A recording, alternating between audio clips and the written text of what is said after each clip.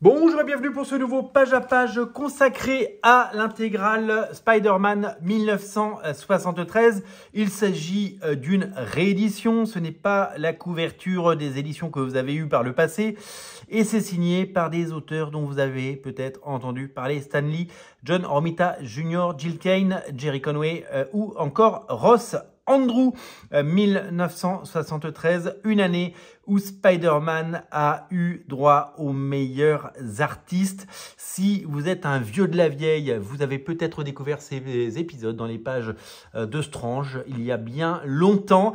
Moi, je dois vous avouer que ces épisodes, je les connais surtout à travers l'imagerie formidable des artistes et tous ces dessins qui ont été utilisés ou réutilisés sur des lunchbox, sur des pochettes de vinyle, sur des produits dérivés en tout genre et sur des illustrations qu'on a pu voir au fil des années. Mais je n'ai pas connu la parution de ces épisodes, d'abord parce que en 1973, j'avais moins 3 ans et surtout que quand c'est sorti en France, eh bien, j'étais bien trop petit. Donc c'est dans le rétroviseur que je découvre ces épisodes avec la nostalgie et la passion qui fait que Spider-Man a toujours été le héros le plus moderne avec les meilleurs artistes. On peut penser que Todd McFarlane a révolutionné Spider-Man, il l'a fait, mais bien avant lui, des générations d'auteurs ont également proposé des choses magnifiques et merveilleuses comme ce Spider-Man 1973.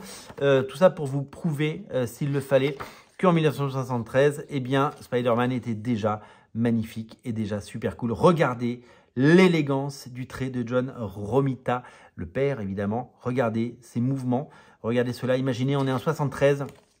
Les dessinateurs savaient dessiner, ils le savent toujours, mais il y avait ce décor. Alors, il y avait toujours ces grandes cases, hein, vous le savez, dans les comics. C'est ce qui différencie les comics de la BD, c'est le nombre de cases par page, le nombre de bandes dessinées par page. Et on est souvent sur 3 bandes, voire 2 bandes seulement aux États-Unis.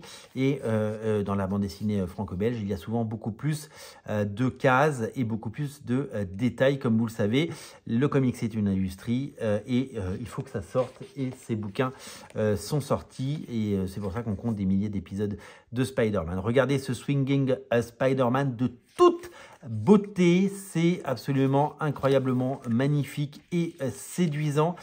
John Romita au sommet de son art qui bien sûr nous régale et régalera des générations entières de lecteurs. Et son fils prendra la suite, vous le savez, sur Spider-Man à plusieurs reprises. Il termine d'ailleurs au moment où je fais cette vidéo, octobre 2024, un run sur Amazing Spider-Man par Zeb Wells. Voilà, des générations entières de Romita au service du public et de l'homme araignée avec ce style, avec cette classe, cette élégance et ces traits absolument magnifiques. Vraiment, c'est quelque chose qui n'a pas vieilli. Je vous dis, ces épisodes, pour la plupart, je les découvre. Parce qu'on a beau avoir lu beaucoup de Spider-Man, eh bien, on ne peut pas être né avant son grand-père. Et donc, eh bien, je n'avais jamais eu l'occasion d'en faire l'acquisition, de les lire et de les découvrir. C'est magnifiquement beau, c'est sublimissimement incroyable. Et c'est tout simplement eh bien, l'ADN de Spider-Man. C'est des générations entières de talents au service de ce personnage qui n'était à l'époque qu'un héros de papier, malgré une première série animée que tout le monde a vue et aimée pour ce qui est de ma génération. Mais évidemment, on est encore bien loin des incarnations cinématographiques que nous découvrirons plus tard. Vraiment, c'est incroyablement beau. Nous sommes sur des dessins de Jill Kane, là, ancrés par John Romita. Quand il n'est pas dessinateur, il est encreur. Et on voit l'élégance d'un dessinateur comme Jill Kane, un dessinateur que, pareil, j'ai mis du temps à découvrir et apprécier.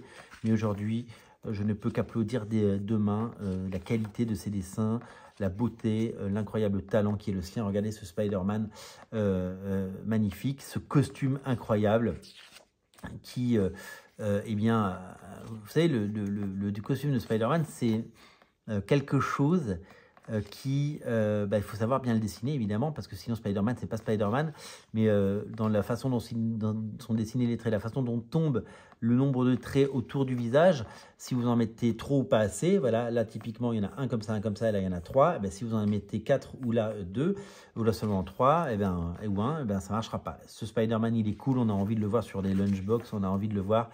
Il y a ces épisodes absolument poignants et incroyables que je ne possédais pas jusqu'à présent et que je suis ravi d'avoir maintenant, avec la mort de Gwen Stacy, des épisodes qui ont marqué l'année 1973, des épisodes qui ont évidemment été magnifiquement dramatiques dans la vie de Spidey, avec un climax et avec évidemment, regardez toute cette nostalgie d'un Peter Parker amoureux qui voit partir l'être aimé.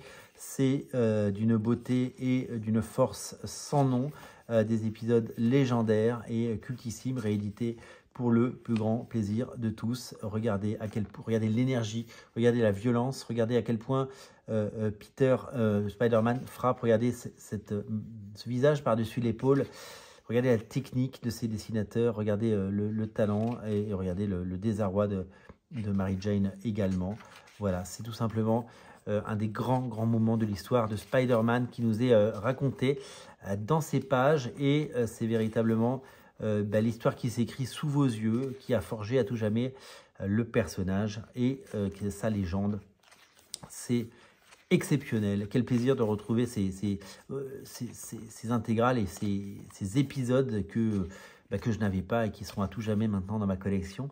Je dois avouer quelque chose, c'est que je prends un plaisir fou, vous le savez, à vous montrer la première série Ultimate Spider-Man par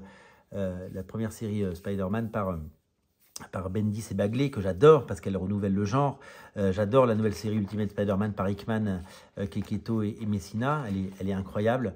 Et j'ai aussi cette passion fabuleuse pour ces dessinateurs que sont Romita et Jill Kane, qui sont certainement les deux plus grands ayant travaillé sur Spider-Man. C'est magnifique.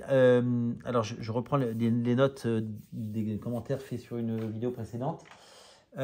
Puisque pour certains qui ont vécu ce changement en direct, l'arrivée de Ross Andru au dessin sur ces pages-là, c'est Ross Andru, c'est le troisième dessinateur, a été un choc pour beaucoup parce que c'était différent, tout simplement. Différent de Romita, différent de Jill Kane. Et certains ont été vraiment déstabilisés de l'arrivée de ce dessinateur. Moi, quand je vois ces pages, je trouve qu'on est vachement dans la continuité. Beaucoup quand on voit les personnages sans masque. Le Spider-Man est un peu différent, mais chaque auteur a son Spider-Man. Et je serais curieux de voir évoluer, évidemment, ce personnage. Magnifique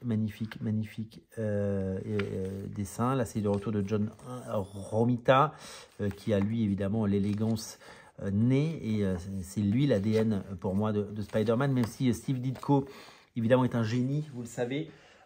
J'ai tendance à préférer dans ces épisodes des années 60 et 70 le dessin de John Romita, celui évidemment de Jill Kane, par rapport à ceux que nous connaissons, parce que je trouve qu'il y a une élégance, une modernité absolument incroyable à chaque page, et c'est un véritable plaisir avec, regardez-moi ces pages-là, c'est plus magnifique, enfin, c'est incroyable ce qu'il propose, c'est pop, c'est fou quand voilà, c'est vraiment une imagerie d'une époque.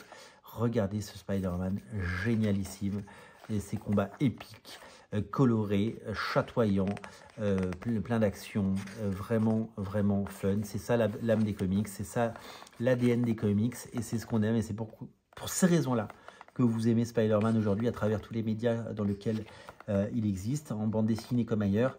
Parce que, tout simplement, sans ces histoires merveilleuses de ces auteurs de légende, il n'y aurait pas eu tout ce que vous avez le plaisir de lire de nos jours. Et on peut évidemment qu'applaudir des deux mains la qualité et le talent de ces auteurs. Une intégrale incontournable, une intégrale absolument magique, une intégrale absolument fabuleuse qu'il ne faut pas rater. C'est disponible chez votre libraire. Pensez à lui demander, il peut vous la commander.